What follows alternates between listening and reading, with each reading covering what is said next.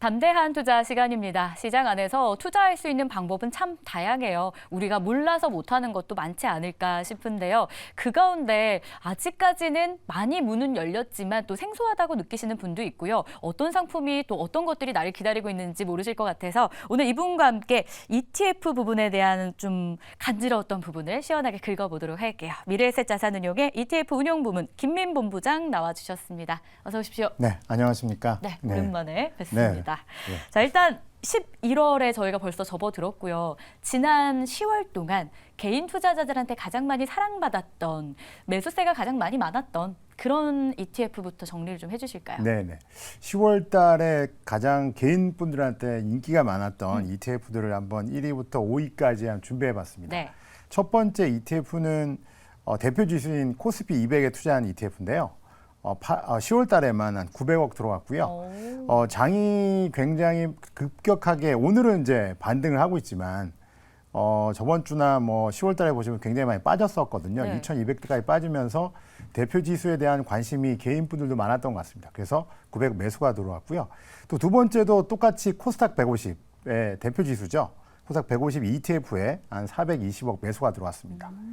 세 번째는 오늘 뭐 어저께 밤이죠. 한국 시간으로는 어저께 밤이었는데 FRB에서 이제 기준금리 동결하겠다. 네. 하지만 올릴 가능성이 있다. 이렇게 얘기를 하면서 지금 뭐 개인 투자자분들도 많이 고민을 하고 있는 것 같아요. 지금 금리 하락에 베팅해야 되는 거냐, 아니면 좀 더 기다려야 되는 거냐. 그러면서 맞아요. 미국 30년 국채 액티브 ETF에 한 400억 매수가 들어왔습니다. 그리고 뭐 늘 말씀드리지만 점점 오늘은 좀 따뜻하지만 이제 추워지면 그쵸? 배당의 계절이고 인컴의 계절이 오기 때문에 그래서 타이거 미국 배당 다우존스 ETF에 390억 매수가 들어왔고요. 그리고 다섯 번째는 타이거 미국 배당 7% 프리미엄 다우존스라는 ETF에 480억 들어왔습니다. 이 두 개의 ETF는 매달 분배금을 들여요. 그래서 굉장히 많은 파이어족이나 은퇴자분들이 관심을 가지고 있고, 그리고 배당이 뭐 미국 배당, 타이거 미국 배당 다우존스 같은 경우에는 한 3% 정도 나오고 있고요. 타이거 미국 배당 7% 프리미엄 다우존스는 한 연에 한 11%를 목표로 하고 있거든요. 그렇다 보니까 개인의 순매수가 굉장히 많이 들어온 것 같습니다. 미국 쪽 관련 상품에 대한 어떤 관심도가 굉장히 높다 이런 생각도 네네. 드는데요. 최근에 저희가 또 시장 안에서 눈여겨보고 있는 게 미국의 국채금리 상승 이런 게 시장 안에 굉장히 좀 부담이 또 됐었거든요. 근데 보니까 미국 장기 채권 상품에 상당한 투자가 이어지고 있다고 해요. 그래서 현재 지금 이 5%에 육박하는 미국의 국채금리, 이 현 상황에 대해서 저희가 먼저 점검을 하고 그에 따라서 왜 이런 상품에 관심이 가는지 좀 정리가 필요할 것 같아요. 네. 지금 시장 변동성이 큰 상황인데 국채금리 5% 육박하는 상황, 요거부터 좀 정리를 해주실까요? 네.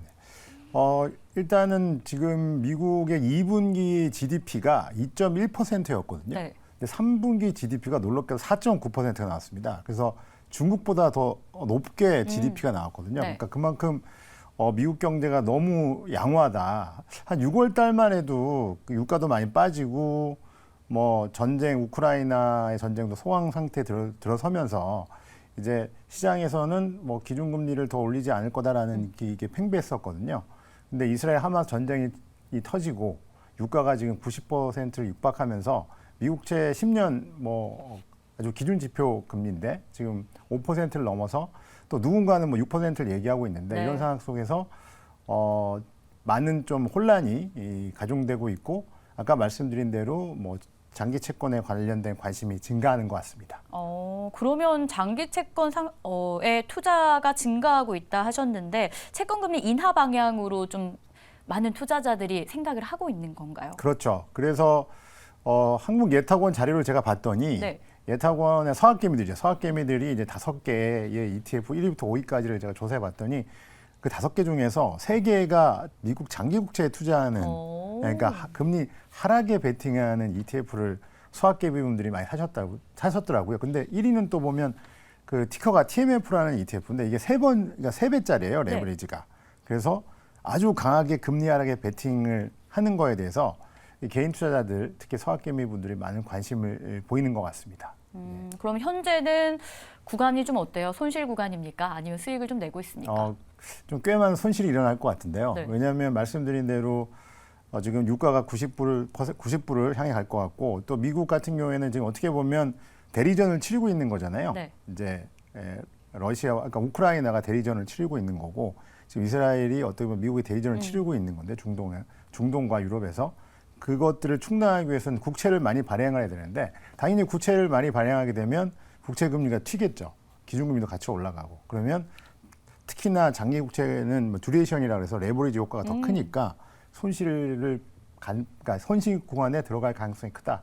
이렇게 말씀드릴 수 있을 것 같습니다. 그러면 이쪽에 관심 있으신 분들한테 어떤 투자 조언을 좀 해주시면 좋을까요? 투자 어떤 방법으로 해야 수익을 내야 되잖아요. 네네. 네, 뭐가 좋을까요? 네, 우선 금리라는 것은 방향성이기 때문에 한 방향으로 움직이는 그 편향성을 가지고 있거든요.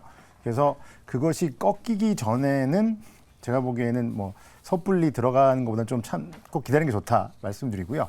하지만 나는 뭐 지금 좀 많이 빠져 있어서 물타기를 해야 된다던가 아니면 좀 미리 선점하고 싶다 그러시다면 뭐 레버리지 ETF보다는 듀레이션이 큰 한 배짜리 ETF를 타겟으로 해서 매수를 하시면 좋을 것 같고요.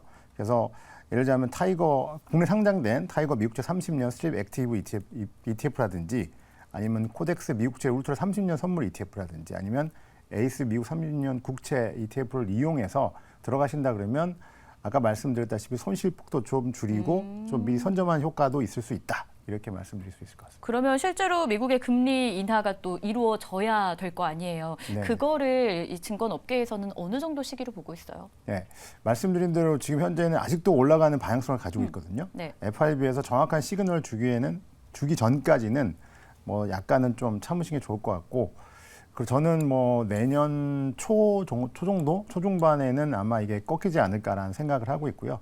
그때까지는 아까 제가 늘 말씀드린 만기 채권형 ETF가 있거든요. 네. 만기 채권 ETF나 지금 고금리니까 고금리의 단기 채권 뭐 금리 상품이 많습니다. 뭐 이런 것들을 활용하시면 좀 더 요 구간에서 방향성을 못 잡을 때 한 번 더 쉬어가면서 좋은 수익을 내지 않을까 그런 생각을 해봅니다. 알겠습니다. 이렇게 해서 ETF, 특히나 오늘은 장기 관련해서 장기 채권에 투자하는 어떤 지혜로움에 대한 전략까지 좀 들어볼 수 있었습니다. 오늘 이 시간 미래에셋자산운용 ETF 운용부문 김민 본부장이었습니다. 고맙습니다. 네, 감사합니다.